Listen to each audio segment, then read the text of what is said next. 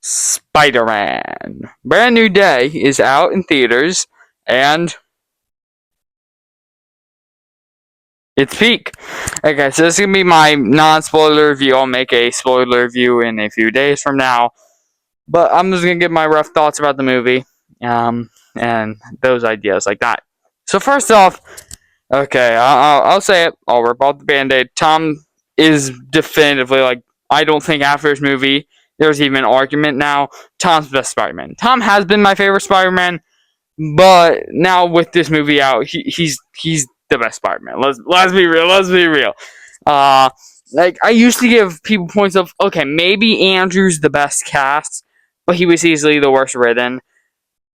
Toby was probably the worst cast out of the three, but he was arguably the best written.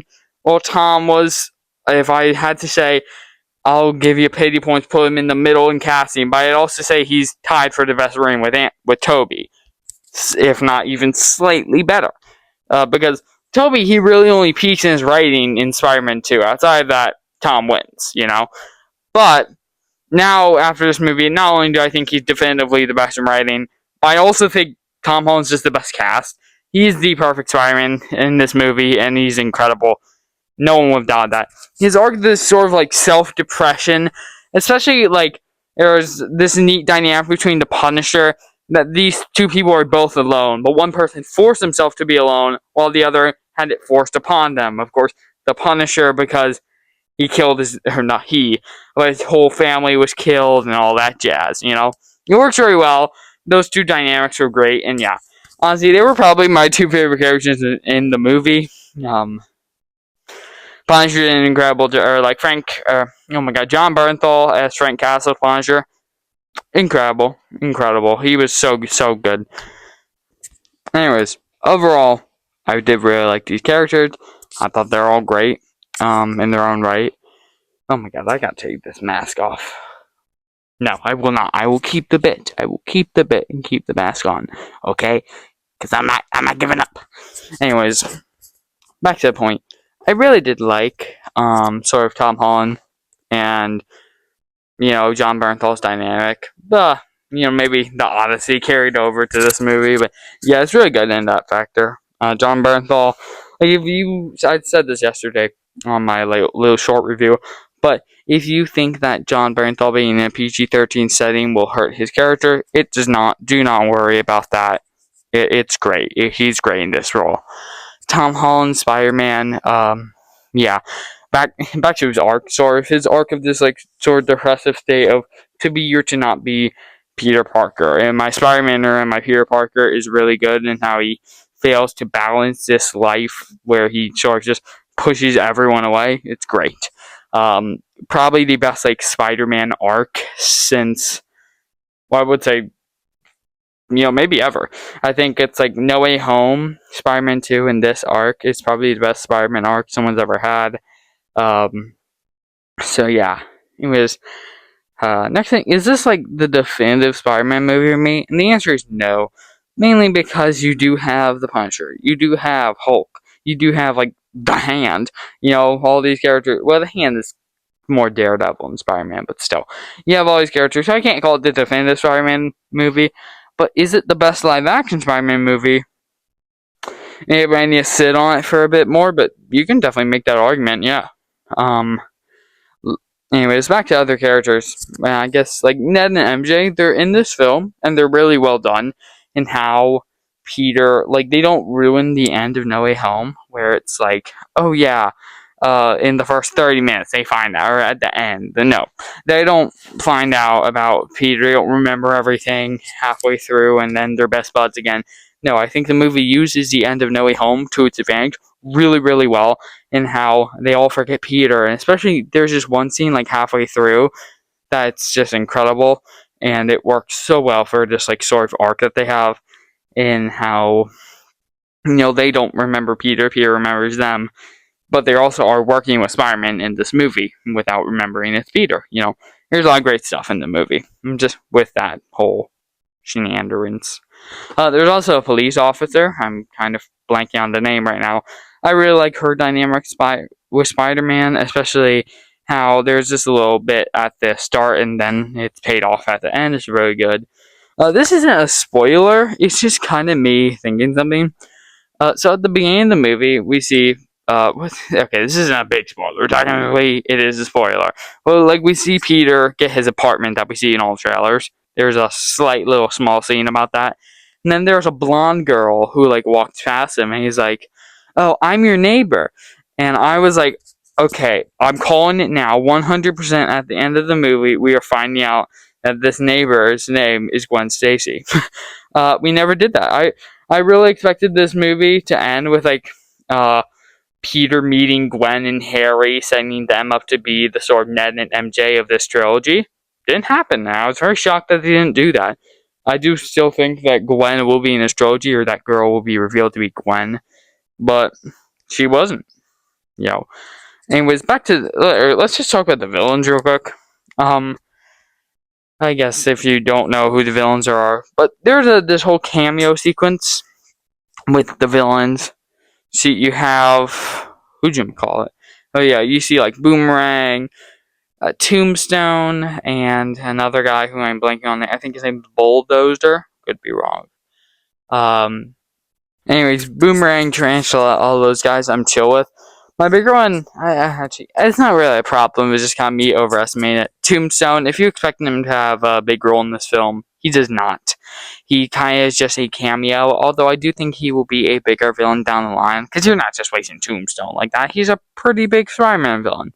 So I do expect him to be bigger down the line, although they may not do him because they're currently doing Tombstone as a big villain in Your Friendly Neighborhood Spider-Man, the animated show, but I don't know if that's going to stop them, especially since when the next Spider-Man movie comes out in either 2029 or 2030, I don't think Spider-Man or Your Friendly Neighborhood Spider-Man is going to run much longer beyond that.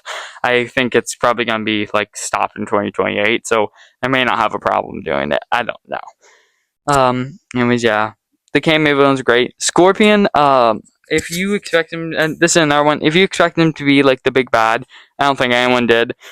He's in the movie very shortly, but not really. It's you kind of need to see the movie. You know, the whole idea in the film is that Scorpion's there, but he's not really there. Lastly, Hulk. He's not.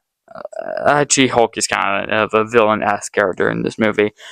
He's really great when he's on screen. Both Bruce and Hulk, I really like all their scenes. Hulk is great. Like the Hulk action, I'll just tell you, is maybe the best we've ever seen. It's incredible. It's chef's kiss. It's so good. And I really love whenever Hulk is on screen. The problem is, I do think Hulk is off screen a little bit too much. Not even off screen. It's just, I feel like his ending, it's not bad ending. I'm fine with it. It makes sense. But I feel like maybe a slight more of a conclusion would have been better. But that's really my only critique with Hulk. And honestly, the villains in general. The actual main villain, who I'm not going to say this, is incredible. I mean, it's so good. Although, by the way, Keith David, being rumored to play a villain, yeah, that was just a complete lie. Keith David's not playing a villain. He is literally just some guy doing a nature documentary on spiders. That's it. Like, he made out to be a villain. Like, he was rumored to be a villain. He was rumored to be the secret villain of the entire movie. And maybe he is. That spider for just terrifying. But anyways, yeah. Don't get your hopes up about Keith David. Sadie Sink's secret character, I'm not going to say much about her. She was fantastic character. I'm so excited to see what more she has to do in the future, because I guess this is a spoiler. She's going to appear in Avengers Secret Wars. So yeah, clearly she has a future in the MCU.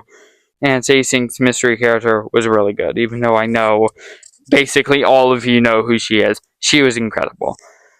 Yeah, I don't really know what else more to say. Other than this, Destin Daniel Cretton, well, I think people are already putting him in like the greatest comic book directors of all time. Okay, he made one fantastic movie.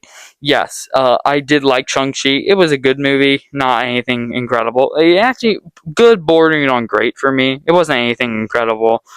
And Wonder Man, it was a really great show, but like that's not competing with the Russo brothers who created, in my opinion, like the four best MCU movies, or James Gunn who created my personal favorite comic book trilogy of all time.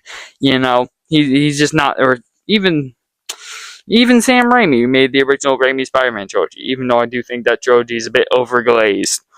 Um, he's not above those guys yet, but if he keeps on cooking with these Spider-Man movies, he definitely could be. This movie was exceptional. I mean, it was very, very good.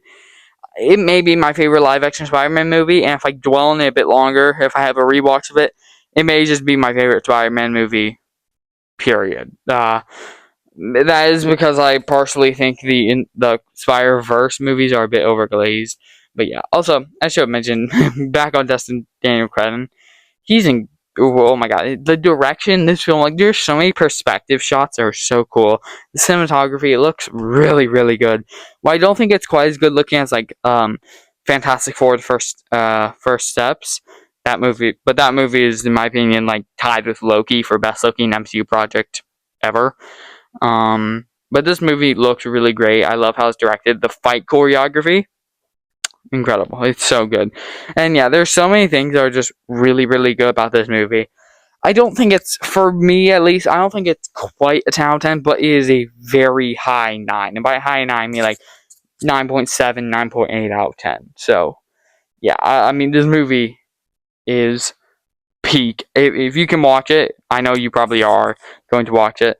Watch it. I mean, I watched it with those like Amazon like one day early things, and oh my god, it was such a good. It was a packed theater. Honestly, this is the most packed theater I've ever seen, or I've seen in the past 6 years. Like ever since Endgame, this is the most packed. Even more than No Way Home. Like my theater is like not even a big theater. I don't live in a big area, and like it was full. It was full, and like it's such a good experience to actually be in a theater that's completely full. It's so nice, and yeah. Anyways, that's right. Oh my god, my hair.